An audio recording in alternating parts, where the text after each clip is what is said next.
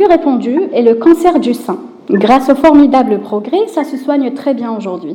À l'occasion d'Octobre Rose, nous avons le plaisir d'interviewer Dr Nejat Terkmen, gynécologue. Dr Terkmen, bonjour, merci d'avoir accepté notre invitation. Merci à vous. Dr Terkmen, pouvez-vous nous livrer quelques chiffres clés autour du cancer du sein? Oui, effectivement, comme vous l'avez bien dit, le cancer du sein est un cancer le plus fréquent chez la femme et la première cause de mortalité par cancer. Il touche une femme sur 9, dans 30% des cas, c'est des femmes âgées de moins de 35 ans. Donc, on a guéri en France un peu plus de 14 000 nouveaux cas par an. Et comment se fait le dépistage et à partir de quand? Et à quelle fréquence, Dr Terkmen?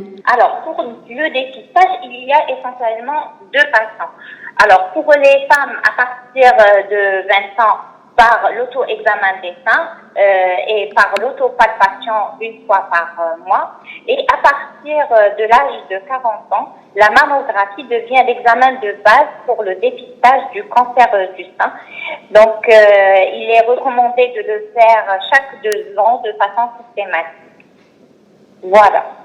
Et est-ce qu'il y a une réponse favorable de la part des femmes chaque année par rapport au dépistage? Grâce aux campagnes de sensibilisation, il y a un peu plus de femmes chaque année qui se font dépister de façon systématique. Mais ça reste insuffisant. On estime qu'il y a une femme sur 3 qui le fait de façon régulière.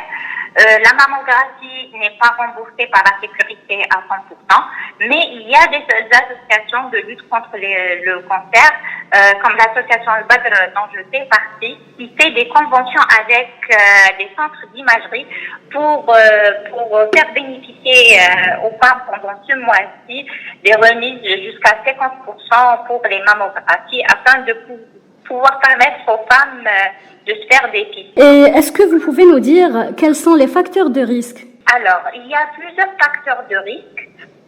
Alors, le facteur le plus important, c'est l'âge.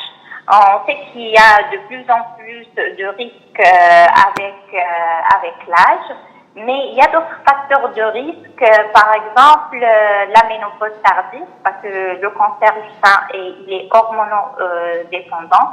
Il y a l'obésité, le non-allaitement au sein.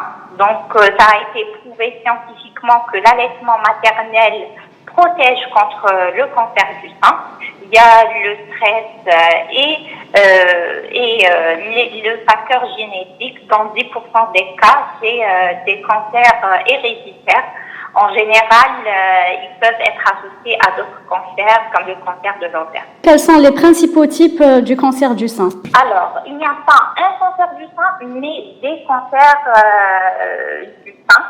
Donc, on distingue essentiellement l'adénocarcinome canalaire qui se développe au niveau des canaux galactophoriques et les cancers lobulaires, c'est l'adénocarcinome lobulaire. Et selon l'évolution, on distingue les cancers in situ, donc qui se développent sur place, et les cancers infiltrants qui vont envahir les tissus voisins, et les cancers métastatiques qui vont se propager au ganglion et à distance vers d'autres parties du corps.